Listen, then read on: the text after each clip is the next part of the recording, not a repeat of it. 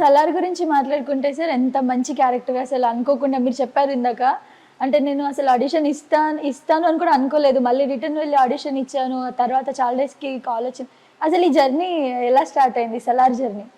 నేను ఈ ఆడిషన్స్ వెళ్తున్న ప్రాసెస్లో మీకు చెప్పా కదా, ఆడిషన్స్ వెళ్తున్న టైంలో నాకు వాట్సాప్లో కాదు ఫేస్బుక్లో ఒక పోస్ట్ వచ్చింది, సలార్కి ఆడిషన్స్ అని చెప్పి. అది కూడా ఇక్కడ మా ఇంటి దగ్గరే, అంటే నేనుండే చందానగర్లో. సో అల్యూమినియం ఫ్యాక్టరీలో ఆడిషన్స్. సో నాకు ఒక 10-15 minutes టైం అంతే డ్రైవ్. సో వెళ్ళాను, ఆడిషన్కి వెళ్ళాను. వెళ్ళిన తర్వాత అక్కడ ఒక 5,000 members ఉన్నారు ఆ రోజు, ఒక 150 పోలీస్ ఉన్నారు.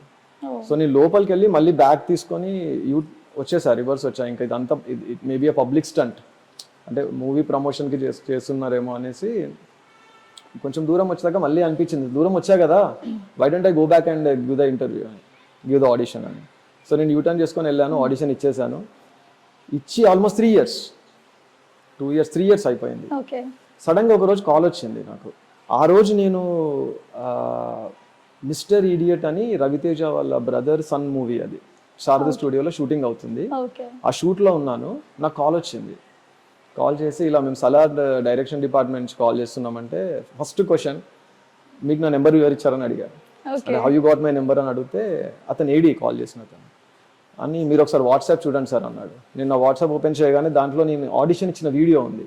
3 years బ్యాక్ ఎప్పుడైతే ఆడిషన్ ఇచ్చానో ఆ వీడియో అందులో ఉంది. సో నేనే షాక్ అయ్యా.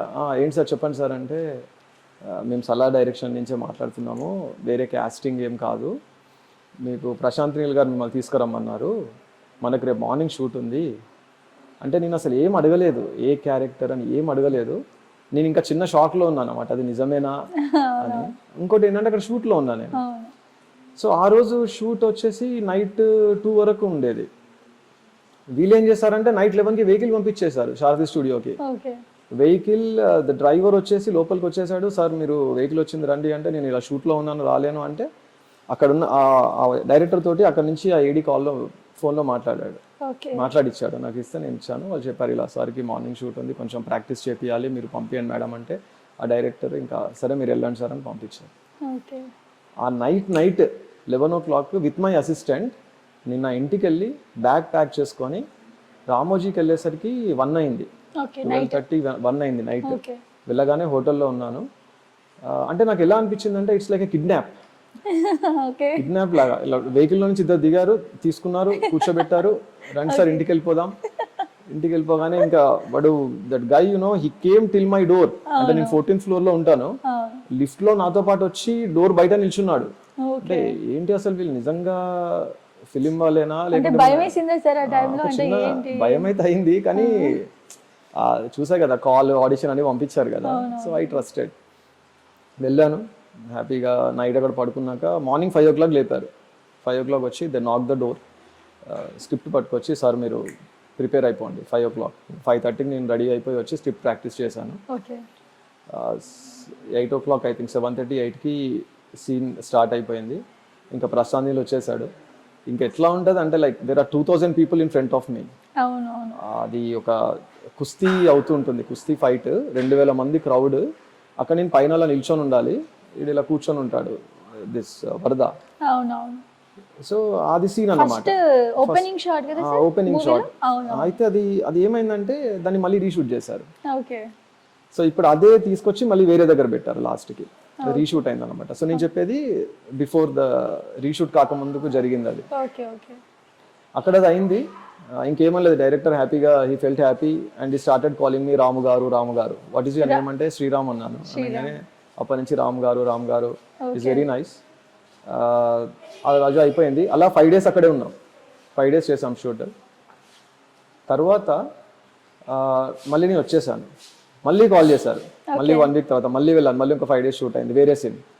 ఆ సీన్ ఏంటంటే నైట్ సీన్. అది నైట్ అంటే ఈవినింగ్ 8 o'clock నుంచి మార్నింగ్ 5 వరకు ఫుల్ రెయిన్, కంటిన్యూస్ రెయిన్ అన్నమాట. ఆ వర్షంలో నిల్చొని ఉండాలి అలా. ఆ సీన్ అది ఒక రెయిన్ సీన్ ఉంటుంది, కడం తీసి. ఎస్. సో అక్కడ లైన్స్ ఉంటాయి, ఇది టెరిటరీ ఇస్తావా వరద, తర్వాత మన దగ్గర ఉన్న టెరిటరీస్లో అదే పెద్దది అని లైన్స్ ఉంటాయి.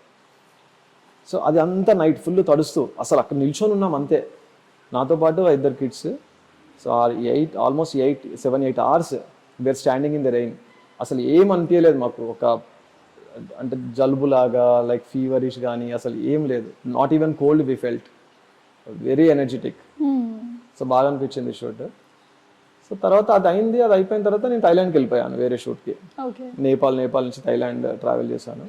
థైలాండ్కి వెళ్ళిన తర్వాత మళ్ళీ కాల్ చేశారు.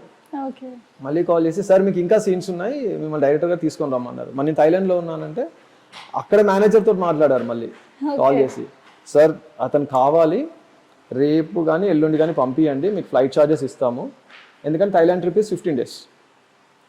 సో 15 days దాకా లాక్, నేను రాలేను అని చాలా డిస్కషన్ అయింది అక్కడ మేనేజర్కును మా ఈ ప్రజెంట్ థైలాండ్ మూవీ మేనేజర్కి. సో అలా పంపించారు కదా అంత ఈజీగా. సో వాళ్ళు ఏమన్నారంటే, సార్ మేము రిమైనింగ్ షార్ట్స్ అన్ని చేసుకుంటాము, మీకోసం వెయిట్ చేస్తాము అని చెప్పారు. మళ్ళీ ఒక 5 days తర్వాత మళ్ళీ కాల్ చేశాడు, చేసి సార్ మీరు రావట్లేదని చెప్పి మేము డూబుని పెట్టుకున్నాం సార్ అన్నాడు. ఇంకా నేనేం చేయాలి, డూబుని పెట్టుకున్నా అంటే సరే సార్ అన్నాడు. మళ్ళీ 5 days తర్వాత కాల్ చేసి, మీరు మీది టికెట్ పంపించండి సార్ మాకు, మీ రిటర్న్ టికెట్ ఎప్పుడో నాకు పంపించండి అంటే పంపించా వాళ్ళకి. దాని డేట్ ఉంటుంది చూసి. నేను ఎయిర్పోర్ట్లో దిగాను, హైదరాబాద్లో ఎయిర్పోర్ట్లోకి రాగానే అక్కడి నుంచి డైరెక్ట్గా నన్ను మళ్ళీ రామోజీకి తీసుకెళ్ళిపోయారు. నేను ఇంటికి కూడా వెళ్ళలేదు, థైలాండ్ టు డైరెక్ట్ మళ్ళీ రామోజీ. అక్కడికి వెళ్ళగానే ఆ రోజు ఉన్నానండి, మళ్ళీ నైట్ షూట్ అయింది. సో ఏదైతే మేము ఫస్ట్ చేసిన షూట్ ఉందో నా డైలాగ్ అది మళ్ళీ రీషూట్లో నైట్ టైంలో పెట్టారనమాట. సో అదంతా రీషూట్ అయింది. అయితే నేను ఫస్ట్ టైం చేసినప్పుడు గరుడ క్యారెక్టర్ ఉంది కదా, నోస్ రింగ్ తీస్తాడు, ఆ సీన్ లేదు. అది మళ్ళీ రీషూట్ చేసినప్పుడు ఆ సీన్ యాడ్ చేశారు. అంటే నేను 2 సీన్లు మిస్ అయ్యాను. రెయిన్ సీన్ నేను ఫస్ట్ చేసిందే పెట్టారు, మళ్ళీ రెయిన్ సీన్ మళ్ళీ రీషూట్ అయింది. కుస్తీ అది నోస్ రింగ్ ఉంది కదా, అది మళ్ళీ రీషూట్ అయింది. సో ఆ 2 సీన్లలో మేబీ వాళ్ళు డూబ్ యూజ్ చేసుకున్నారేమో, కానీ నేను చూసినంత వరకు అయితే నేనే ఉన్నా. ఫిలిం అవుట్పుట్ చూస్తే మాత్రం నేనే ఉన్నాను. మేబీ ఆ డిలీట్ చేశారేమో తెలియదు. సార్ మీరు ఇప్పుడు చాలా మూవీస్ అయితే చేశారు కదా ఇది వరకు, బట్ దేంట్లో మీకు అంత నేమ్ రాలే, కానీ సలార్తోని బయటికి వచ్చారు అని అనిపించిందా? లైక్ సలార్తో చాలా మంది మిమ్మల్ని గుర్తుపడుతున్నారు.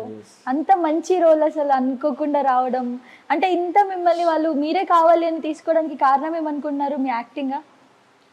మేబీ ఆడిషన్ పంపించారు అంటే యాక్టింగ్ ఒకటి, ఎందుకంటే వాళ్ళు ఆడిషన్ చూసే పంపించారు కదా. సెకండ్ ఏంటంటే ఇది టీను Anand junior character, so maybe అతని లుక్స్ కి మ్యాచ్ కావాలి అని అది కూడా ఉంటుంది. అక్కడ ఏంటి సార్, లైక్ మీరే చెప్పారు డైలాగ్, వాళ్ళు ఏదైనా ఇచ్చారా మీకు ఈ డైలాగే చెప్పాలి అని చెప్పి ఆడిషన్స్ లో? అంటే స్క్రిప్ట్ లో వాళ్ళు ఇస్తారు. ఎక్కడ ఆడిషన్ లో? సలార్ ఆడిషన్ నా ఓన్ది చెప్పా. నా ఓన్ది. మామూలుగా మనం ఆడిషన్స్కి వెళ్ళినప్పుడు చెప్తుంటాం కదా, ఏదో చిన్నగా ఒకటి యాంగ్రీ లాగా అలాంటి కొన్ని ప్రిపేర్ అయ్యి వెళ్తాము, అదే చెప్పేసా. అది గుర్తు కూడా లేదు ఇప్పుడు నాకు. గుర్తులేదు. సో ఏదైనా మా వ్యూవర్స్ కి మంచి సలార్లో నుంచి డైలాగ్ చెప్తారా? సలార్లో నా డైలాగే ఉంది కదా, మళ్ళీ అదే చెప్పండి. ఓకే, యాక్చువల్గా అది అతను వెళ్తుంటాడు, ఆ బాబు దట్ జూనియర్ ప్రభాస్ వెళ్తున్నప్పుడు ఇప్పుడు ఫీల్ అవుతుంటాడు, దిస్ వరద ఇస్ ఎమోషనల్లీ ఫీల్ అవుతుంటాడు. అప్పుడు వీడికి చెప్తుంటాను అన్నమాట, వరద నీకు చిన్నప్పుడు ఒక కథ చెప్పేవాడిని, గుర్తుందా లేదా? సుల్తాన్ ఎంత పెద్ద సమస్య వచ్చినా తన బలమైన సైన్యానికి కూడా చెప్పకుండా ఒక్కడికే చెప్పేవాడు. సుల్తాన్ కావాలన్నది ఏదైనా తెచ్చిచ్చేవాడు, వద్దన్నది ఏదైనా అంతం చేసేవాడు అనగానే వాడు గుర్తుంది బాబా సలార్ అంటాడు. అనగానే కింద ఇలా టైటిల్స్ వస్తాయి. సబ్స్క్రైబ్ చేయండి. Please do subscribe to Please like, share and subscribe to top Telugu TV. Top Telugu TV. Top Telugu TV.